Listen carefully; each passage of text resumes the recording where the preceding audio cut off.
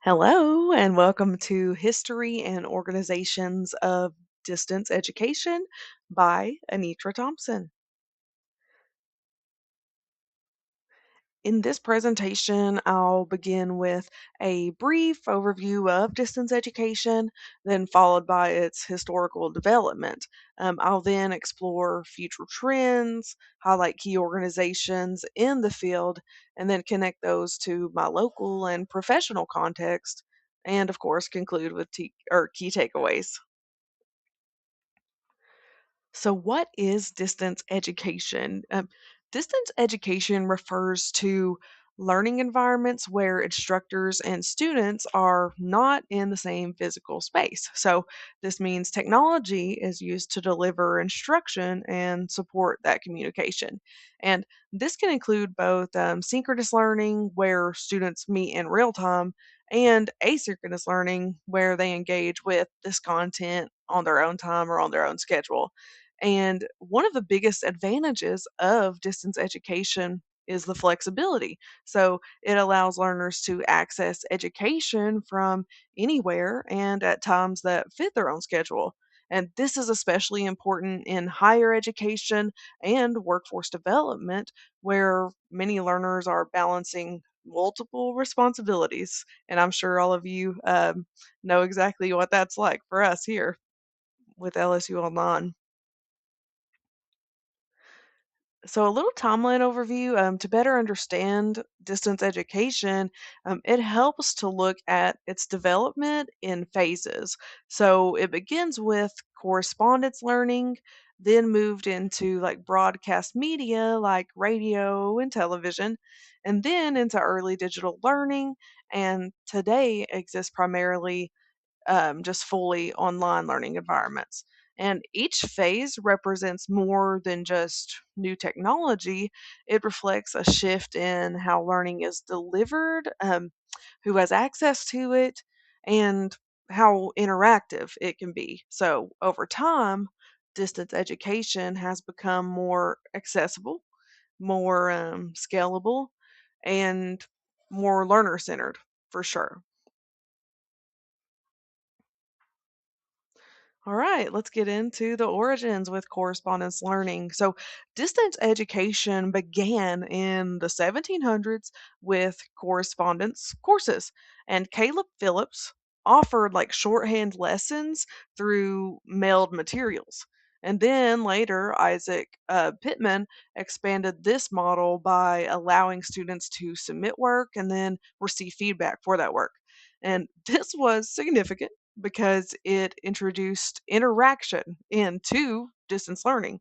And it showed that education could happen outside of a physical classroom and still include communication between the instructor and the learner. Um, However, this model was limited by slow communication and, of course, the lack of instant feedback. So, even so, it still laid the foundation for all the future forms of distance education.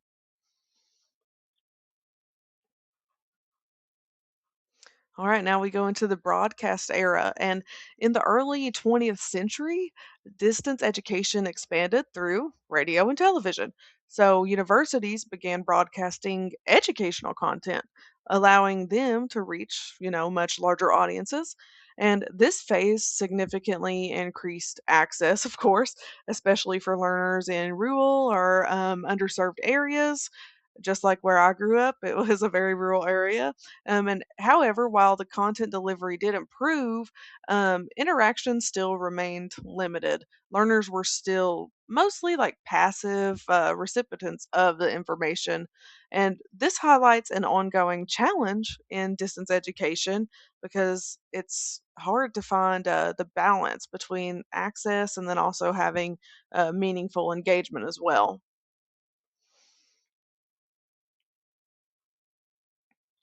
Early digital learning. So, with the rise of computers and the internet, distance education became more interactive and more flexible.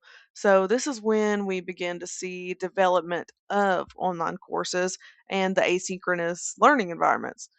Students could now engage with the content, submit their assignments, and even communicate with the instructors digitally. So this phase is especially important because it introduced many of like the core design elements still used today, and that would be like discussion boards, just our digital assignments that we turn in, and even just like structured online course environments like where I work at Cengage, like MindTap or learning management systems.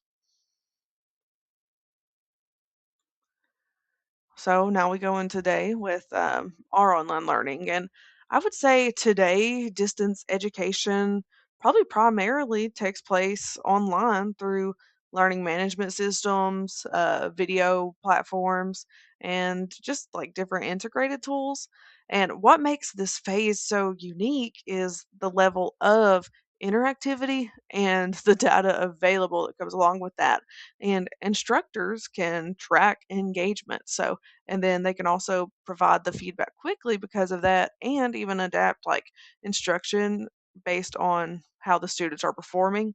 Um, Also, COVID 19, that pandemic accelerated this shift significantly, as we all saw. It really pushed institutions to adopt online learning at scale rather than just on a case by case basis. And this really highlighted both the strengths of distance education, like flexibility, and the ongoing challenges related to like engagement and equity. So, looking ahead, distance education will likely become more personalized and adaptive. So, artificial intelligence can support customized learning experiences based on individual student needs and performance. Additionally, like immersive technologies like VR, AR, virtual or augmented reality may create more engaging and interactive learning environments. I know they sure would for me. And from an EdTech perspective, there is also like a huge growing focus in integrating tools, but doing it seamlessly. So the technology enhances the learning, but it doesn't really complicate it more as we've seen in the past.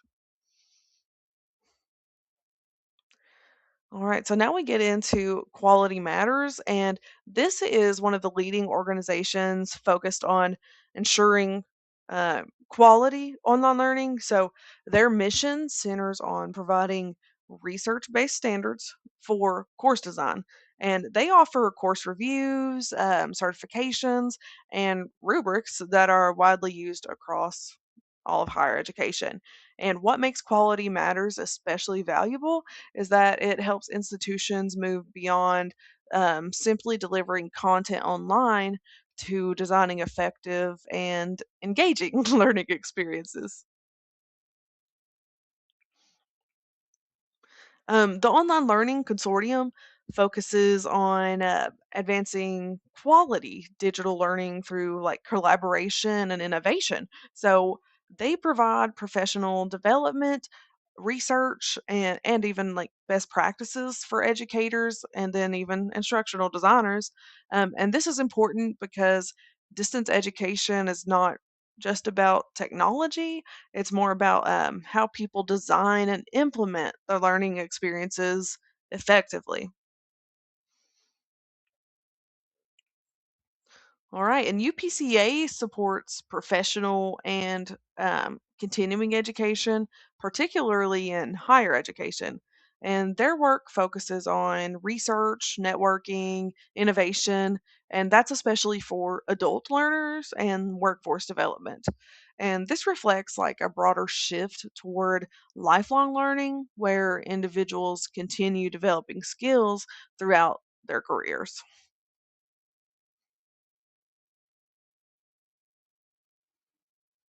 Now, WCET focuses on policy, advocacy, and of course, best practices, kind of like HPCEA. And they provide resources related to accessibility, like academic integrity, and then, of course, emerging technologies. So you can go there to look for, yeah, upcoming technologies. And their work is important because it ensures that as distance education grows, it is implemented in ways that are ethical, effective, and sustainable as well. So to connect this to real world application, I actually looked at both the state level and my own like professional work context. So I live in Kentucky, and at the state level, the Kentucky Department of Education, it supports digital learning through statewide initiatives and guidance. And they provide resources and frameworks that help schools implement online and blended education or blended learning. And this also helps with ensuring consistency, accessibility, of course, and then it also keeps quality across the districts as well. And in my professional role as a customer success specialist at Cengage, and that's an EdTech company that supports like distance education through digital courseware like MindTap, which is kind of like a learning management system. And MindTap actually integrates with learning management systems like the popular ones, like Canvas, Blackboard, D2L, and that like allows instructors to deliver content, even the assignments and assessments all in one spot or one place. And it also includes analytics that help track student engagement and performance. So, from a customer success perspective, I support instructors in implementing these tools effectively, which highlights how distance education is applied in real world learning environments at scale. And together, these examples show how both state and edtech companies play important roles in supporting this distance education. So, lastly, we'll get into key takeaways. Distance education has evolved from mail based instruction to advanced digital learning environments. And each phase has expanded access, improved flexibility, and increased opportunities for learners. And as technology continues to evolve, the focus will remain on creating that meaningful, engaging, and accessible learning experience. Yeah, I think that's most of it. Here are my references. Please feel free to go to my website. I will link a separate version of the slides so you can just click on any of these links from the slide deck. All right, you all. Thank you.